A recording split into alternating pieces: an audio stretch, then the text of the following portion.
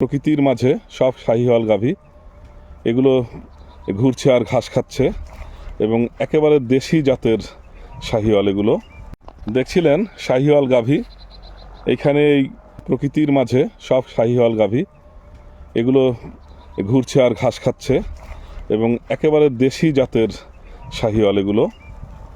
এর দুধ হয় 8 থেকে 10 লিটার পর্যন্ত এবং প্রতিটি গাভীর কিন্তু বাচ্চা রয়েছে এবং বাচ্চাগুলোকে এক জায়গায় রাখা আছে। বাচ্চা রেখে এরা এসে এদিকে বিচরণ ভূমিতে ঘুরছে আর ঘাস খেয়ে বেড়াচ্ছে।